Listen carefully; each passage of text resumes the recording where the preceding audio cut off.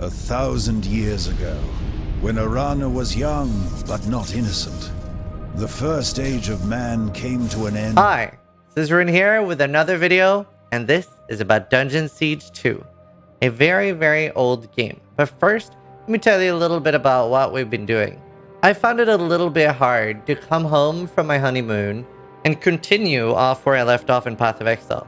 So what we're going to do is that we are going to do some other stuff for a little bit. As an experiment, let's play Dungeon Siege 2 and start exploring other old ARPGs or just other ARPGs for 1 to 3 days and just see how it goes. If it goes well, we keep doing it. If it goes badly, then I stop and go back to PoE. And we made a vote to what the next game is going to be. It's currently live on my YouTube community feed, and I think Titan Quest is winning pretty hard, so that's likely what we're going to play next. ARPGs haven't seen that much of an advancement in the recent years, except for like Path of Exile and stuff like that. We are seeing a little bit more development this year with things like, we're hopefully getting PoE 2, last Epoch release, and Diablo 4, but it's a sort of like underappreciated genre, I would say. Dungeon Siege 2 is a game from 2005.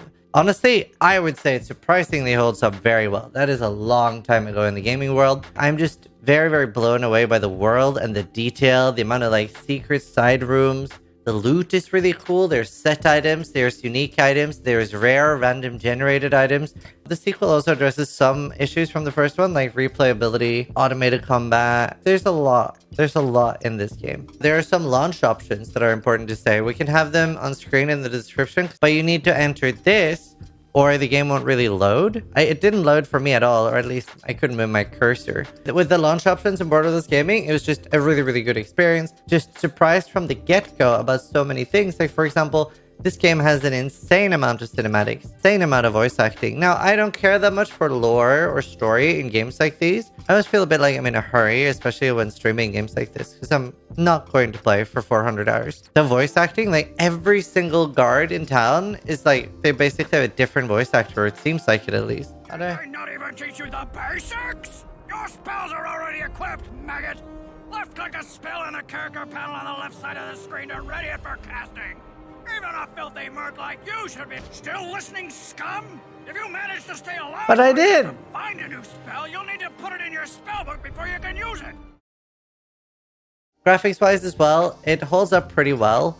Something that I thought was just, so good, and this is sort of both a gameplay and graphics thing. The visceral destruction of some enemies when you use the ultimate abilities. You can have one ulti per character, and you can have up to 4 characters. Look at that. Just so beautiful. You see the body parts just going everywhere. And the sound and the crunch and the subtle screen shake. You could absolutely unload on enemies like that, like visceral feedback. And this game does that so well. One thing that's pretty cool, you aren't just one character. I mean, I guess you can solo, but you are up to 4 characters in the first playthrough. And the game has similar things like old Diablo games where they had normal, nightmare, and hell, right? So at the start, you have 4 party slots is what you can buy. And then you can unlock a 5th and a 6th eventually. But what I've found is even though I've got a pretty good party, and, I consider myself definitely above average at games in this genre, and I have played it before, it was kind of refreshing how much the game kicks your ass and really tries to kick your ass. Stark comparison to modern games that can be a little handholdy. I'm sure we've all played games where you're like, okay, tutorial, like you can back off now. I've been playing the tutorial for 2 hours or 4 hours. It's like, okay, I get it. I have so many examples of that not being the same in Dungeon Siege 2, and I really like it. That's my jam. Oh my god, it one-hits me! And it's been really, really cool. It's felt really tactical. Even some encounters were so hard I had to literally cheese something, like get it stuck on something and then kill it. Which I think is kind of cool. I don't mind clever use of game mechanics. There's a large amount of spells in the game. A lot of the combat spells so far have been the same 4 spells at least. There are more, but like I saw that a lot of the 4 spells were like lesser spark, and then lesser spark, then lesser spark, then spark, then greater spark. Like that kind of thing, which is a clever way of reusing things. And they didn't really change much on the visuals. And the same with like, you have arc, you have better arc and then even better arc. But there were like still quite a lot of different spells. I think I've seen 20 or 30 different combat spells so far, as well as like there's probably another 10 to 20 summons, another like 10 to 20 nature summons, another 20 to 30 nature spells. There wasn't as much variety, at least that I've noticed, in both the ranger and the melee experience. That's basically just like you're going bonk, unless I missed that we were supposed to have skills. But either way, they're owning, so they're doing fine. And you can swap between your characters. You can just do like F1, F2, F3, F4 for what character you want to actually play as. And the others will like sort of automate what they're doing. You have mirror mode, where if you were left clicking one monster, everyone is trying to attack that monster. And it feels really fluid. Like the combat felt really good. It was a decent amount of pack size. It was incredibly hard. Sometimes the game will just give you like, I remember there were like 2 different types of monsters that were basically glass cannon. They died very fast. But if I didn't like use an ulti on them to like basically insta them, they would wipe my party in less than 3 seconds. Swapping skills and stuff, like they're just spells in your skill book. You can just pull them out, put a new one in, just buy a new one. It's great. Camera turning is a little but you know, the game really holds up. So a lot of the variety in like the melee and range was more about how we spec the character. Like you can like, you know, go for buffing, you know, ninja stars and stuff like that, or other exotic weapons, or bows or crossbows. And swapping stuff was pretty easy. You can't swap your spec, but like swapping weapons were pretty easy. I very early on my combat mage went into arc or like lightning spells, because chaining was their ultimate ability, and that sounds pretty cool. And on the nature caster, I just went for super hard mana restoration. It definitely doesn't have like the kind of customization we see in like more modern games like Last Epoch or Grim Dawn or Path of Exile, right? There was nowhere near that. It is a difficult game. So sometimes when you felt like you were getting a bit weak, just reload the game and monsters will respawn and you can keep farming. And let's talk about the loot. Like the loot, really, really cool. So many sets, set items. I think sets and set items are so much better in a game like this, because sets and set items are, in my opinion, one of the worst things that ever happened to ARPGs. The reason for that is because of trading, and then in games like Diablo 2, where, well, it's just this. You're just fucking stupid if you're not using that, right? That's the problem with set items. However, when it's like completely solo self-found like this, then I think it's very, very different, especially on a game you're not going to grind out 1,000 hours in. It just gets really, really exciting. Like, dude, I just got the 2-piece bonus. Yo, it's huge. Then I think it's like very, very different, and things like best in slot matters a lot less. So for example, with items, you can see here, this is like Lorethal's nobility, which is huge, especially for early game sets. Like obviously you'll find like late game sets and stuff like that. But you can see here that it's got health steal on it, magic find. This is giving +2 skill levels. So this is the same as getting 3 levels basically. Get loads of armor, death resistance. That's the chance that if your character gets knocked out, that it doesn't instantly die. And then here, yeah, the magic find, weapon damage, health, and armor. And we got the set bonus, which is +3 strength, +5 armor, and magic resist. Other than that, we have rare items. Like I have a really, really good weapon here. You have 4 rings, very different than a lot of ARPGs. And then you have boots. I have another set item here, another here. They're just good. Like I don't have the sets. And the 2 set bonus was pretty bad. Then you have unique items, so like Word and Touch. They don't have rolls on them. Like I found 3 of one unique item, and all the stats were the same, at least unless I rolled all the same ones. But the rare items are like super different. And then you have gold to buy things from the vendor. I was buying quite a lot of things.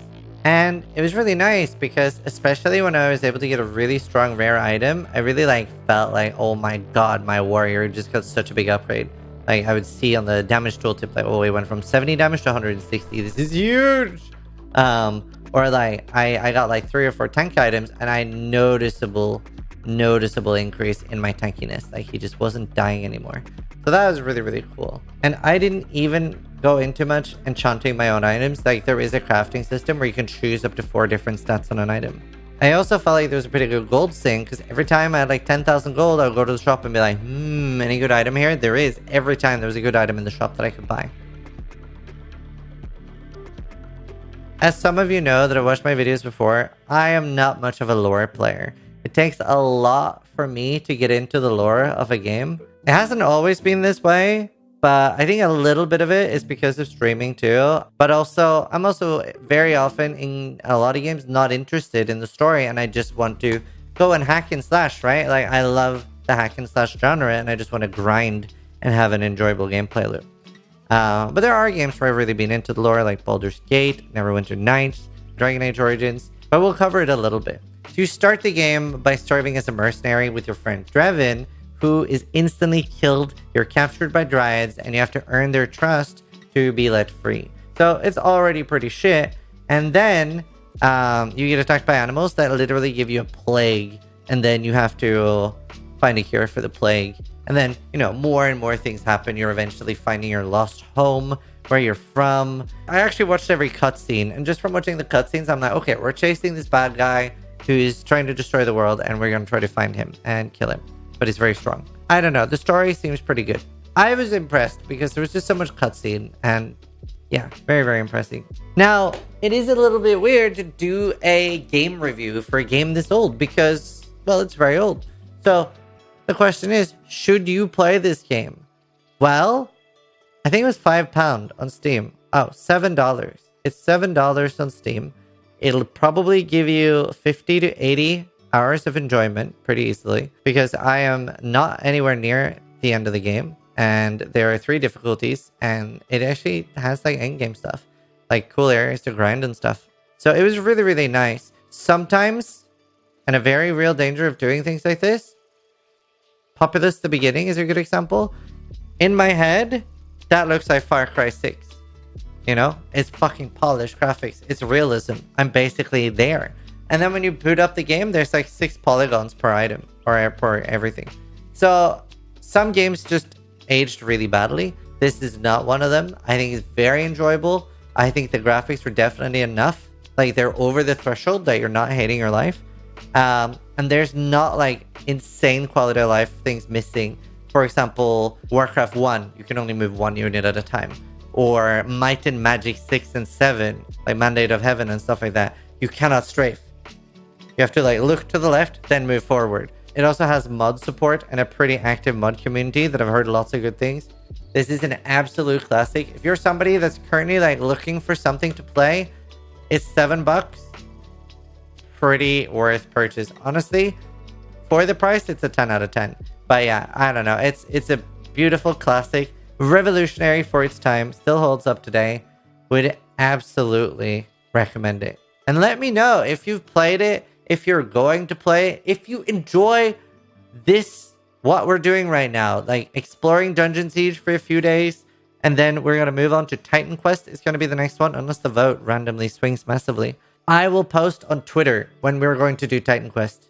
I'll post it definitely the day before. We're going to be streaming this. Again, thanks so much for the support. I was blown away with how many people were watching. We peaked at 3,400 people on Twitch watching Dungeon Siege. So cool. And yeah, let me know how the YouTube audience, feels about all this.